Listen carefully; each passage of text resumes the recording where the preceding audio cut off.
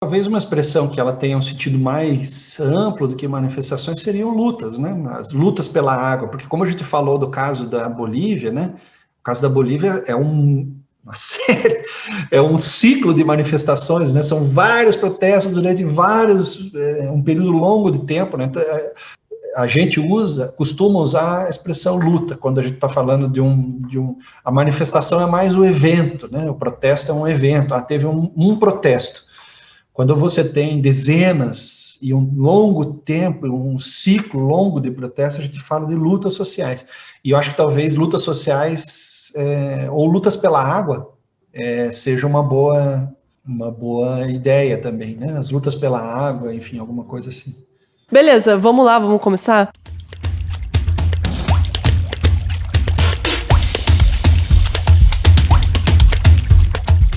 Olá, meu nome é Elisa e esse é o Deságue.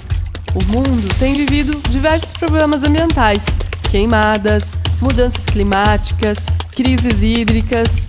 Aqui no Deságue, a gente conversa sobre os problemas atuais, trazendo a perspectiva científica, política e social.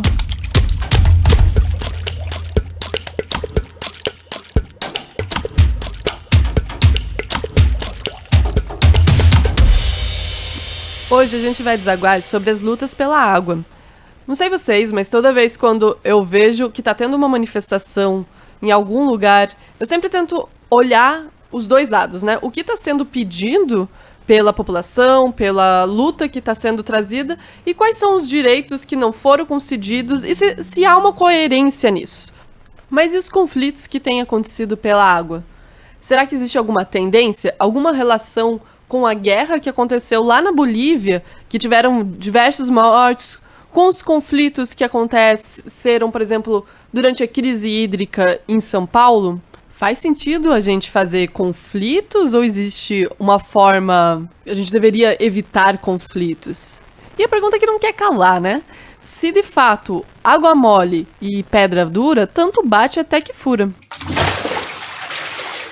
Nesse episódio a gente vai resolver essas questões e para resolver elas eu tive uma conversa com o professor José Ricardo. Como vocês já ouviram um trechinho dessa conversa no início desse episódio, o professor José Ricardo ele é professor da Universidade Federal do Paraná.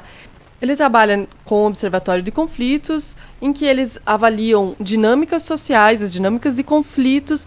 Esse episódio foi gravado durante a pandemia, então com distanciamento social, a qualidade do áudio não tá tão boa.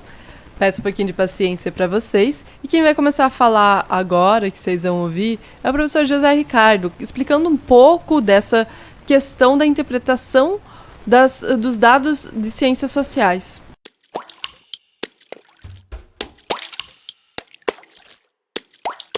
Você traz uma questão que eu acho que é importante, né? Quando a gente pensa nessa dimensão social, ou dessa relação entre a dimensão ambiental e social, né? Fica sempre esse tema de uma leitura talvez antropocêntrica, que precisa também ser debatida, mas de qualquer maneira não podemos também ignorar essa forma de ler, né? Acho que vale a pena, inclusive, a gente pensar um pouco sobre a forma como nós representamos e entendemos o caráter científico dessas interpretações, ou mesmo da relação ciência-tecnologia, ciência-sociedade, né? Porque, para mim, a leitura histórica dos processos sociais é parte de uma leitura científica dessas dinâmicas, né? E durante muito tempo a ciência, especialmente um certo tipo de ciência positivista, ela procurava separar essas dinâmicas sociais históricas das dinâmicas tecnológicas ou da análise das ciências duras, da física, da biologia, dos biomas, como se a condição humana, o ser humano, estivesse descolado do seu ambiente de vida, enfim, né, e da sua relação com outros seres humanos. Para tudo, vamos reouvir o que o Zé Ricardo falou nesse momento. Como se a condição humana, o ser humano, estivesse descolado do seu ambiente de vida, enfim, né, e da sua relação com outros seres humanos. Gente, só eu tenho a impressão que isso é sobre todos os nossos problemas. Não é a primeira vez que a gente escuta alguém vindo falar isso aqui no podcast Deságue, né? No nosso último episódio, o professor Daniel Santos também falou a mesma coisa. Pelo visto, esse é o grande problema. E talvez a gente até tenha um paradoxo aí, né? Porque pensa só, a partir do momento que a gente tá vendo tudo desse modo desconectado, né? Como se fosse tudo separado, tecnologia, ciências sociais, econômicas. Isso talvez seja a motivação da gente estar vendo essas manifestações que hoje a gente vai tratar aqui no episódio. E o fato da gente não estar lendo essas manifestações faz a gente voltar e estar na mesma roda, nesse mesmo ciclo, tentando resolver tudo de um modo tecnológico, quando a gente ainda não entendeu que não é assim, né? A gente uma questão sistêmica e blá blá blá. Enfim, vamos voltar aí e ouvir o que mais o professor faz lá no observatório.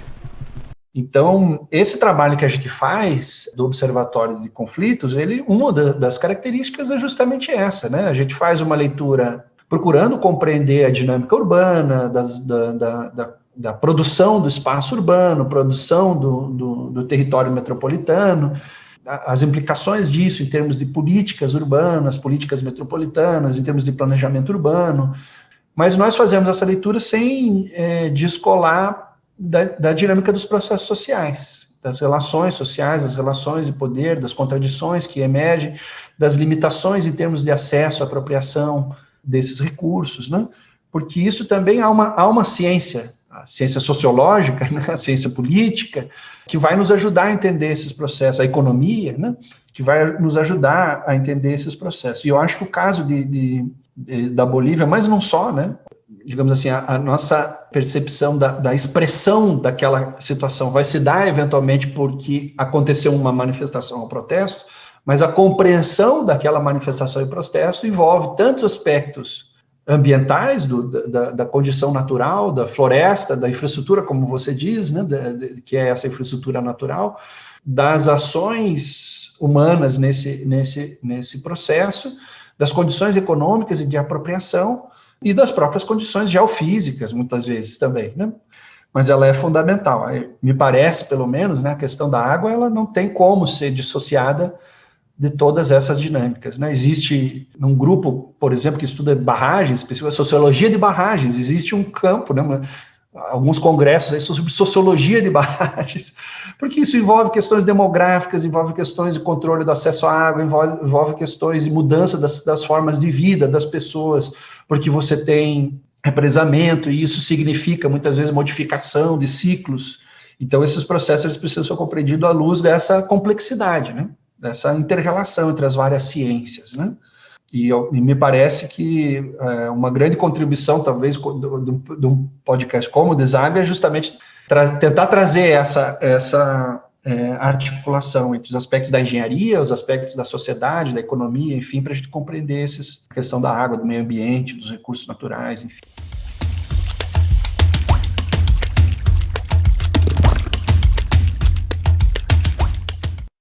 Eu lembrei agora, enquanto você falava, você me recomendou um filme muito bom. Como que é o nome mesmo? O título dele em português, né, a tradução eu acho que é Conflito das Águas, né? Isso, Conflito das Águas. Isso, mas acho que em espanhol, deixa eu ver se eu encontro. Também La Lluvia, eu não sei como é que fala, a chuva, né? Também a chuva, né? Conta um pouco desse processo, né? Desse processo que aconteceu ali, fazendo justamente isso que a gente está falando, né? Uma reconstrução histórica desde dos primórdios da relação da colonização, enfim, das mudanças e transformações na forma de apropriação e da relação das comunidades com os recursos naturais, enfim. Alerta para spoiler, eu achei incrível esse filme, né? Porque existe um momento ali que o diretor cruza a história, uma contagem da história antiga, né, do processo de colonização inca, com o processo atual, né? Ele faz um cruzamento, chega um ponto da história que você vê o mesmo fenômeno acontecendo, né? Essa ótica do colonizador, que é mais ou menos o que aconteceu ali na Bolívia, né? Chegou uma empresa, né, pelo processo histórico, chegou o momento, eles tinham esse problema da falta de água, foi eleito um presidente que prometeu resolver essa questão da falta de água, e para isso ele privatizou, né, o serviço lá de abastecimento de água da cidade. Só que o jeito que foi feito essa privatização foi, assim, desculpa o meu sânscrito, mas foi ridículo, né? Porque, por exemplo, entre as coisas, eu não sei se você viu mais a fundo isso, mas entre as coisas, as pessoas que já tinham postos de águas, tipo os camponeses, eles teriam seus postos de águas expropriados, ou seja, passava a ser parte da questão da empresa privada, os postos de águas que estavam já construídos há anos pelos camponeses, que o Estado nunca tinha dado nenhum subsídio, sabe? E essa empresa privada começava a lucrar nesses postos privados, assim, um absurdo. É absurdo, mas na verdade é também a forma pela qual muitos dos processos de concessão, de exploração acontecem. Né? Justamente o caso ali realmente, né, ele coloca em choque, né, uma forma de organização existente, consolidada e socialmente legítima, em certo sentido, né, por essa forma de organização da comunidade, e uma outra forma, né, de compreender a exploração desse recurso, vamos dizer assim, né, nessa dinâmica da comoditização ou da mercadorização, né, desse recurso, né, então, mas é essa lógica da concessão, né, então, a água pertence ao Estado, mas eu faço a concessão da exploração a uma determinada empresa, e aí digo para a empresa, olha, só que você tem o direito de concessão, e só você tem o direito de concessão, porque uma das coisas desse processo de fazer a concessão é a exclusividade do direito de concessão àquele que adquire esse direito da exploração, né?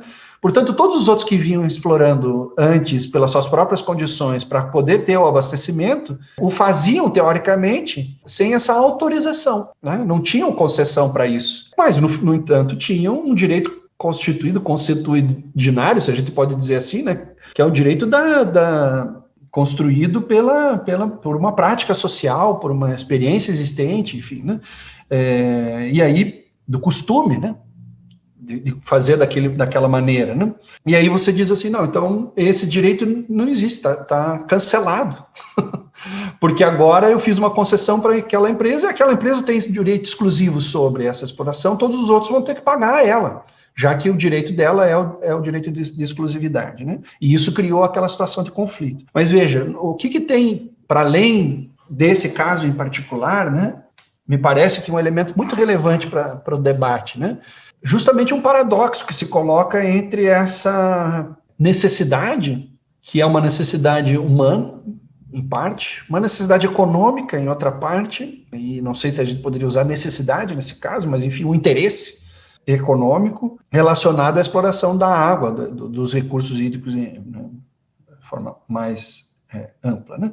Então você tem uma situação aqui, né, e que é polêmica em certo sentido, né, de dizer o seguinte, bom, mas esse recurso que é necessário, ele é também finito e eventualmente não pode estar totalmente desregulamentado, ele não pode estar sujeito, de certa maneira, à barbárie, à guerra de todos contra todos, cada um vai lá e faz o que quer, porque isso poderia criar prejuízos para... É colocar muito poder na mão no caso que foi feito ali na Bolívia, né, foi colocado muito poder para uma entidade, né, que é o setor privado, sim, né, e o poder de um bem essencial à vida, que é a água.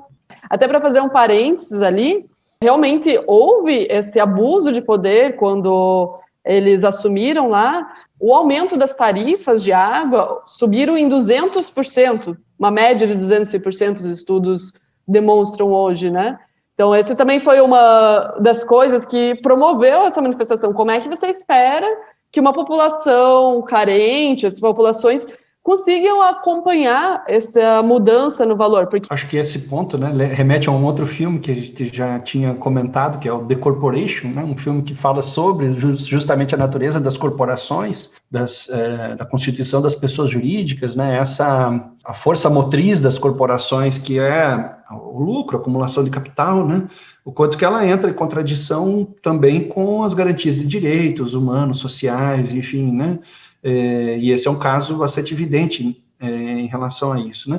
Há um debate, e você já, inclusive, fez um programa sobre isso, né? A questão da cobrança da água como uma forma de regulação também, né? Quer dizer, eu vou cobrar porque a cobrança criaria, em certo sentido, uma perspectiva de não desperdício, né? Porque já que não é um acesso livre e gratuito, isso criaria uma racionalidade no uso, né? No entanto, é polêmico, paradoxal essa leitura, né? Porque, primeiro, não é necessariamente verdadeiro de que a cobrança racionaliza, né? Isso a gente vê por experiências diversas, né?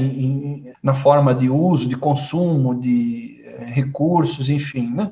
E depois porque cria uma dinâmica específica do uso desse recurso que privilegia, na verdade, aqueles que têm a condição de fazer o pagamento, né? Então, isso vai estabelecer, digamos assim, essa lógica de direitos a partir da capacidade econômica, né? Direitos e deveres a partir da capacidade econômica, né? E eu acho que esse é um ponto muito sensível e importante quando a gente discute uma questão como a água. O direito à água, ele deveria ser um direito hierarquizado pela condição de pagamento, a capacidade de pagar por ela, né? Então, há que haver outra regulação, a regulação de mercado, que seria essa regulação que privilegiaria a condição econômica na forma de acesso, ela não pode ser a principal. Eventualmente, eu poderia usar essa forma de regulação como complementar, secundária, em certos casos, para garantir que eu não tenha algum tipo de desperdício no uso do industrial da água ou no uso agrícola, enfim, né? Mas o fundamento do acesso e da apropriação, ela deve ser um fundamento baseado numa condição de cidadania hídrica, de uma condição da própria reprodução, da condição de vida, né? E, portanto, esse deveria ser o critério, ou o valor, ou o princípio fundamental, que me parece, e aí eu acho que esse é o ponto muito interessante, né? Que essas formas de organização comunitária e autogestionárias traziam essa questão como princípio e valor fundamental. Né? Nós precisamos nos organizar de alguma forma que a gente possa garantir que a gente tenha água, porque essa é uma condição para a nossa sobrevivência. E a forma de regulação social que se estabelecia era justamente dessa garantia. Né? Então, havia um entendimento de que, bom, uma pessoa não pode também se apropriar, mesmo antes da questão da privatização, né? Se apropriar de uma condição superior àquela porque isso prejudicaria o acesso aos demais. Então, você tem que ter uma forma de regulação comunitária que faça com que aquele recurso, vamos colocar dessa maneira, fosse garantido a todos, né? Se não igualmente, mas pelo menos garantidos em condições de sobrevivência a todos, né? Isso é um pouco da discussão do comum, da forma de gestão dos elementos comuns, né, da vida em sociedade, enfim, né, para além dessa lógica mercantil. Né.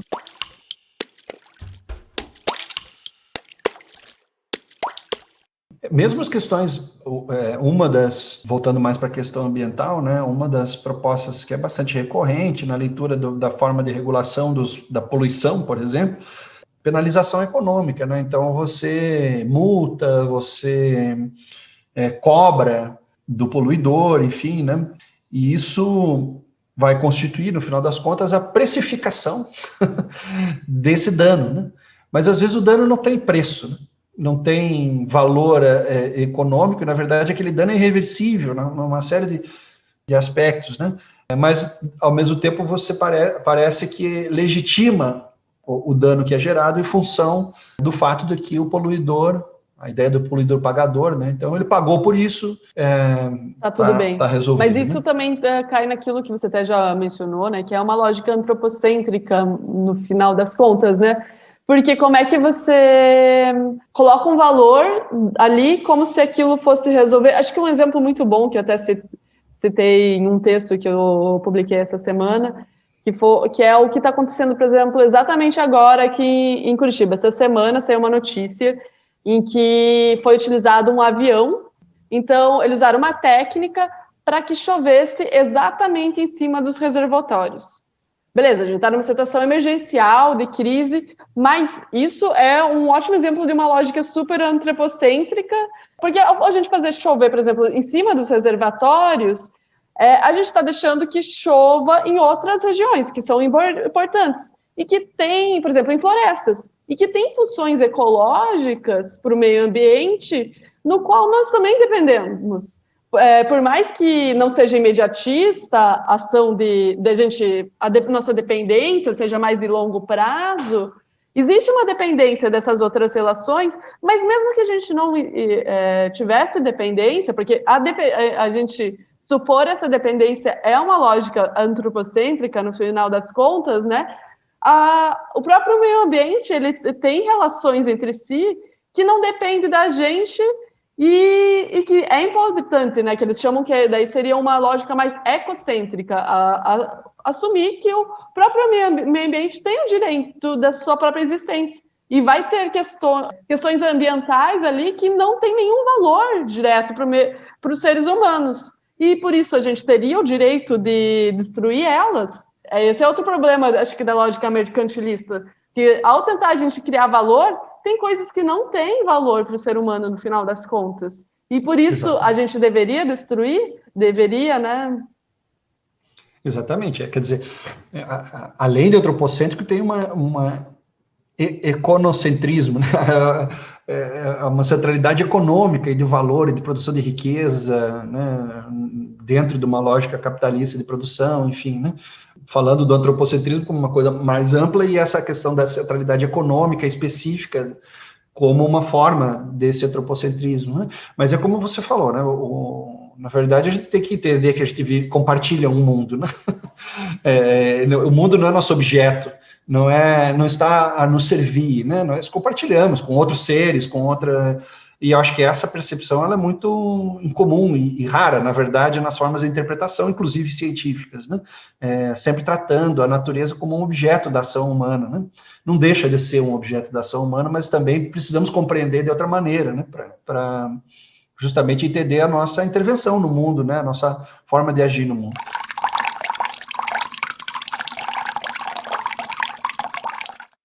Naquele dia que a gente teve aquele debate no encontro do programa de pós-graduação de cursos hídricos, né, o simpósio, eu falei um pouco sobre isso, mostrei algumas imagens das representações, né, como que nas manifestações emergem sentidos, representações da água, como é que as pessoas percebem a água de diferentes maneiras, né?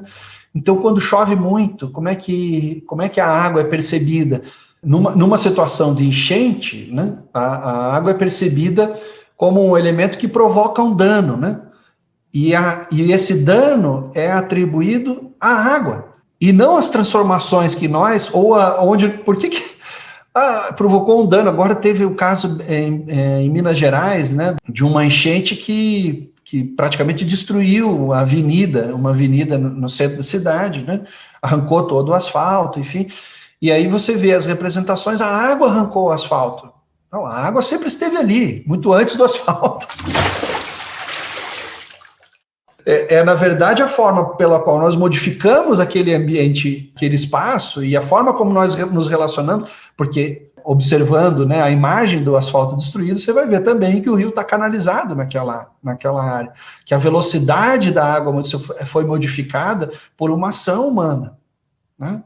E, no entanto, a representação social é de que aquele dano foi provocado não pela forma de urbanização, de constituição da infraestrutura, mas pela chuva. Foi a chuva que causou o dano. E essa é uma forma, assim como também, de diferentes maneiras, né, nós temos uma representação social da água a partir dessa centralidade, ou do efeito, ou das consequências na nossa vida. Sim. Né? Então, esse sentido, ele é obviamente compreensível, né? A A gente entende que as pessoas construam a forma de representação dessa maneira, mas no final das contas ela acaba por ocultar as dinâmicas sociais da relação do homem com a natureza, né? E aí a gente vai atribuir a água, a chuva, o problema, e não a urbanização, né? As transformações. As interferências humanas, né? Isso me Exatamente. lembrou um pouco da frase do presidente da Bolívia, até para a gente dar um desfecho, né, para o ouvinte aqui que talvez esteja... Tá, e daí, o que aconteceu no final da manifestação da Bolívia? Quem ganhou nessa guerra, né? Então, o presidente, ele falou que, como várias pessoas morreram durante a manifestação, ele falou assim, uma frase mais ou menos nesse sentido, né? Que preferia parar com a morte dos bolivianos, por isso que ele ia aceitar a revogação da privatização, parar com a morte dos bolivianos do que resolver a situação da água. Foi essa a frase final dele, sabe? Para ceder à revogação da privatização. Enfim, é uma piada. Acho que no final das contas enfim. A água, né? Essa coisa que tinha que resolver aqui, né? Bom, a água está lá, né, amigo? Na verdade, não deixa de ser a mesma coisa, né?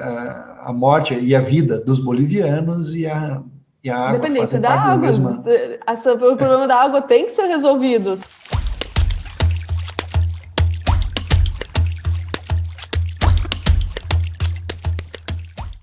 Na época do simpósio, você chegou a comentar um pouco também das manifestações que tiveram aqui no Brasil na época da crise hídrica de São Paulo. Você mostrou algumas imagens. É muito interessante isso, né? Porque o caso de São Paulo, em parte, também é similar ao caso da Bolívia e várias outras manifestações. Existe também um trabalho que é feito pela Comissão Pastoral da Terra sobre conflitos sociais, para além dessa questão da crise hídrica. Esse levantamento que a Comissão Pastoral da Terra faz mostra também que muitos dos conflitos no campo têm relação, não, obviamente um dos elementos é o conflito pela terra, né? Os movimentos sociais da terra, enfim, mas muitos dos conflitos no campo também são pela água, e esses conflitos sociais no campo pela água, assim como a questão da crise hídrica, elas se referem à questão do acesso, né? Da mesma forma a questão boliviana, né?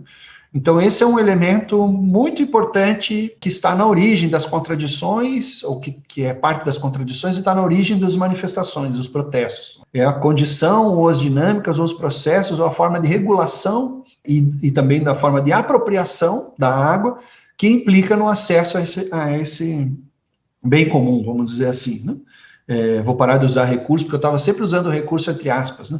Mas esse bem comum que é a água, né?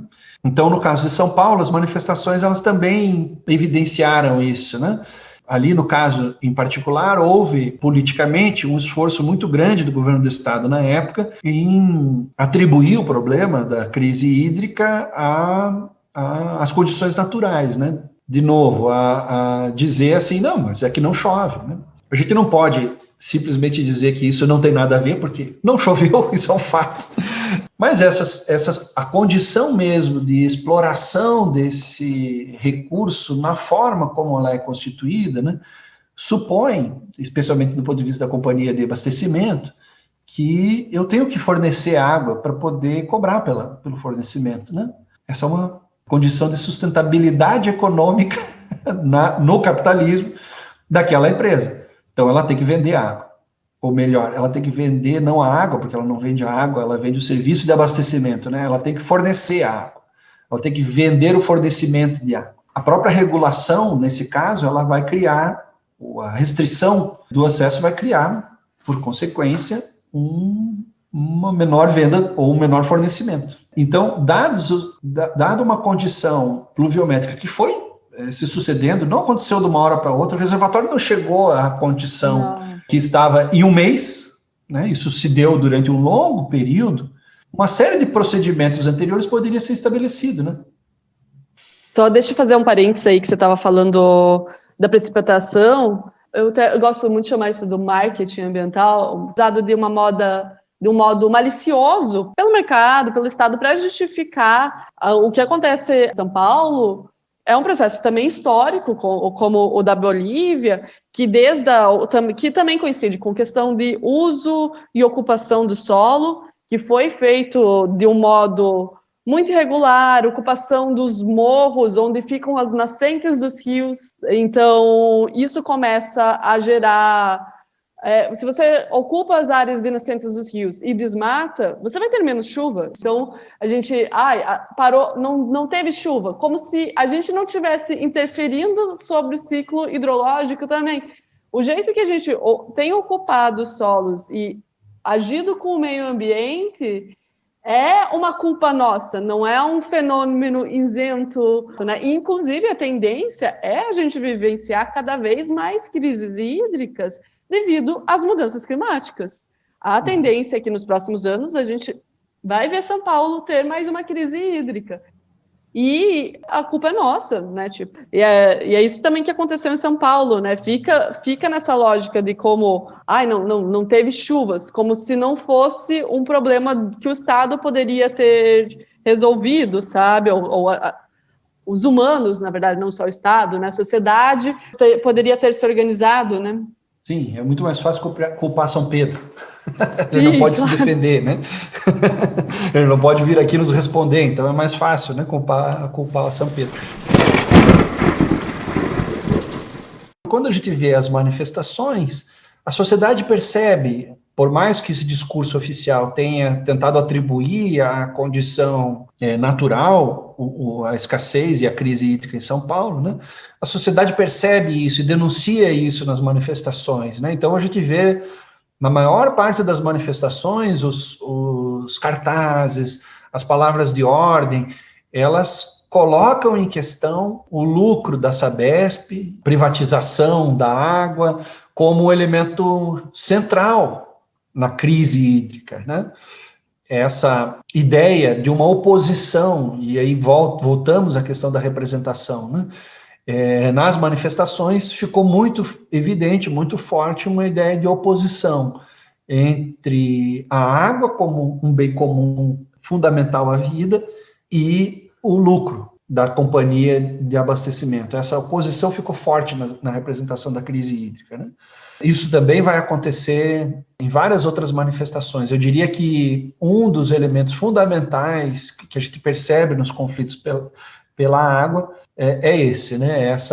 E aí, retomando a questão da Bolívia, no caso de São Paulo a mesma coisa, no caso de muitos conflitos no campo por conta da questão da água, a mesma coisa, né? Esse sentido de uma disputa pela forma pela qual esse bem comum é apropriado. Mas esse não é o único, eu diria que há um outro elemento também muito importante, né, nas manifestações, que está relacionado àquele outro exemplo que eu falei de Belo Horizonte, né? Muitas das manifestações, elas têm relação com a água por conta dessa relação indireta, vamos dizer assim, né? Quando a água é percebida como sendo ela, no caso da chuva, no caso, a indutora ou a criadora da situação, né? E ocultando, portanto, os demais processos que produziram aquela condição. Então, isso vai se dar no caso das enchentes, no caso dos alagamentos, de barragens, né? O alagamento produzido por barragens, o rompimento de barragens, né? Vai aparecer aqui a água como tendo causado um determinado dano, né? É claro que as barragens hoje não são só barragens de água, né? São barragens também de rejeitos que rompem, né? Aparecendo aquela situação quando, de novo, né? É uma ação humana que não só produziu aquele dano, né? Não só produziu aquele efeito, como também é a forma pela qual um certo tipo de controle sobre esse recurso estabelece atingidos, vamos dizer assim, né? Porque não é todo mundo que vai sofrer o efeito, e aí há uma desigualdade ou uma injustiça ambiental nesse processo, né? Que inclusive coloca em questão a própria ideia de sustentabilidade, porque normalmente a ideia de sustentabilidade vai perceber o ambiente como uno e como os danos ambientais como se afetassem a toda a humanidade igualmente. Isso não é verdadeiro, né? Alguns vão sofrer vão ser mais atingidos pelas consequências dessa injustiça ambiental do que outros, né? E as pessoas que moram em área de risco não necessariamente moram em área de risco por sua própria escolha, né? Muitas vezes por sua falta de escolha.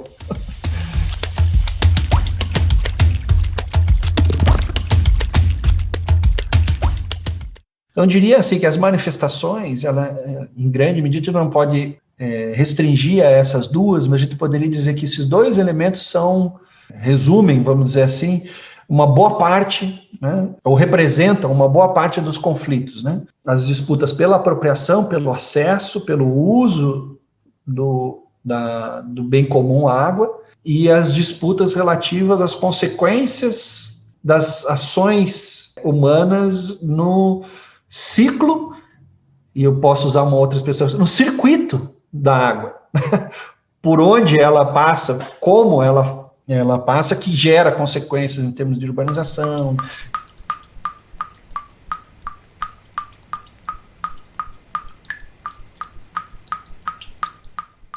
Para a gente ir mais encerrando o episódio, uma questão que me surgiu agora, assim, é só uma reflexão.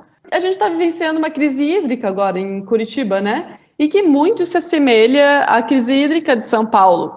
É um período longo de estiagem, falta de segurança hídrica na cidade, que houve também um crescimento muito acelerado e não houve um acompanhamento de composição dos reservatórios. Inclusive, os reservatórios de São Paulo, tanto São Paulo e Curitiba, eles têm uma característica muito parecida, que eles dependem ambos da composição da Mata Atlântica, da Serra do Mar, porque a água escoa e vem dessa direção, e que a gente teve, historicamente, uma grande destruição da Mata Atlântica. Então, a gente tem uma grande semelhança, né, até da crise hídrica que a gente viu em São Paulo e que a gente está vendo aqui em Curitiba. Entretanto, em Curitiba, a gente não está vendo uma reação da população, né? A gente não está vendo, por exemplo, manifestações. O que mudou, né? É muito difícil responder essa pergunta em 2020. Não dá para dizer que a gente não teve manifestações relativas à questão do acesso à água, né? Tem alguns casos, a gente registrou alguns casos, especialmente comunidades, bairros, áreas em que se indicava que haveria um rodízio 36 por 36 e as pessoas relatavam que o rodízio era 36 por 36 dias, né? Porque não vinha água nas 36 que não era para vir, na que era para vir também não vinha. E essas áreas você teve algumas manifestações, mas de fato foram manifestações tímidas, né? Um dos elementos que a gente não pode deixar de considerar na explicação sobre, né? É justamente o fato da pandemia ter reduzido isso de modo geral. Isso a gente levanta assim para considerar uma média. É claro que tem anos muito mais conflituosos do que outros, né? Mas 300 manifestações, chega até 400 manifestações ano, alguns anos com menos, 200 manifestações por ano, que a gente consegue levantar a partir da metodologia de análise que a gente desenvolve, né? Que já não é a totalidade das manifestações, né? Porque elas precisam ter chegado à imprensa, ter chegado a alguma forma de visibilidade que a gente consegue acessar.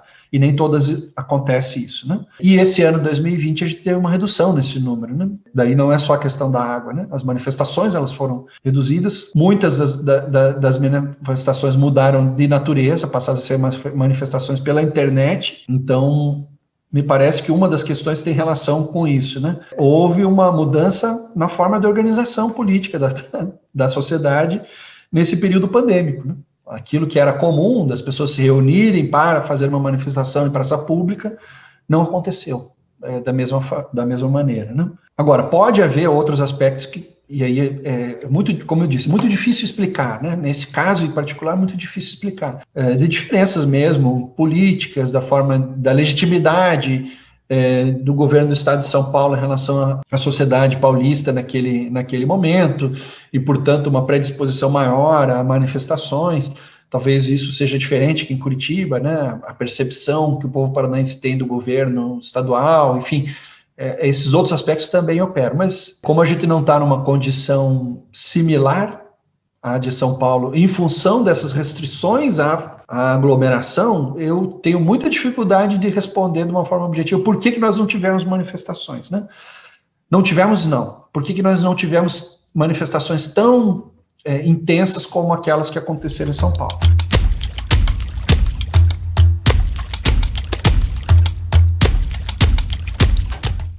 De modo geral, me parece que há uma certa percepção social de que o conflito é uma coisa ruim, né?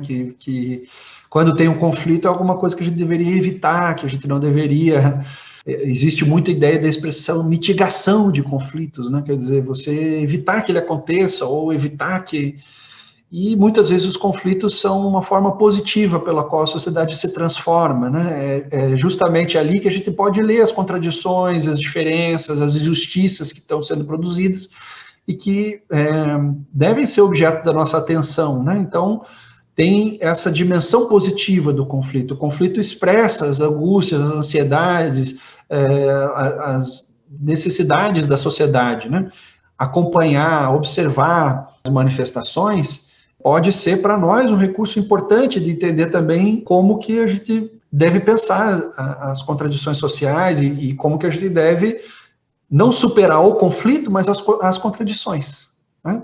Nós não devemos pensar na mediação dos conflitos, nós temos que resolver o conflito, nós temos que resolver o problema que faz com que esse conflito aconteça, né? As contradições que fazem com que esses conflitos emerjam. O conflito é uma chave de leitura, como a gente costuma dizer lá no observatório, né? É uma forma de a gente ler a sociedade. Pode ler e entender a sociedade também a partir dos seus conflitos, né? Entender por que a sociedade luta pela água, né? Quais são os elementos dessa luta. Então, o conflito nos ajuda a entender também o que é a água na nossa sociedade. É uma outra forma de ler o problema da água, é uma outra forma de ler o problema do transporte, que a gente também analisa conflitos pelo transporte, é uma outra forma de entender a relação com a moradia, porque a gente analisa os conflitos por moradia. Então, uma mensagem final é: a gente não deveria ver os conflitos necessariamente como uma coisa negativa ou ruim, mas também como uma coisa positiva, como uma forma de manifestação e expressão da sociedade. A gente costuma terminar um episódio de Deságue deixando dicas de leituras, vídeos, que a pessoa que possa se interessar por esse tema que a gente trouxe, ela possa continuar, poder se aprofundar mesmo. Você tem alguma coisa para indicar? A gente falou aqui, né, de dois filmes que são interessantes, né, o Corporation e esse é o Conflito das Águas. Eu usei uma expressão aqui diversas vezes, a ideia de justiça ambiental, né, e um pouco fazer esse debate entre justiça ambiental e sustentabilidade. Eu recomendo a leitura de um, apesar do nome alemão, um professor brasileiro da Universidade Federal do Rio de Janeiro, Henry Axelrad, os textos dele sobre justiça ambiental. Acho que é muito interessante a gente também fazer essa leitura, né, de como essas condições elas são desiguais, os efeitos são desiguais, né? Portanto, tem a ver com relações de classe, de etnia, de gênero. Todos esses outros processos elas também operam, né, nas diferenças pelas quais as pessoas se relacionam com o ambiente, né? Eu queria agradecer mais uma vez a sua presença. Muito obrigada por ter aceitado. Eu que agradeço o convite, Elisa. Muito bom te rever. Nem lembro mais quanto tempo faz tempo que você foi minha aluna, né? Então foi muito legal a gente se encontrar de novo aqui. Fiquei muito feliz com o convite. E parabéns pelo trabalho que você faz.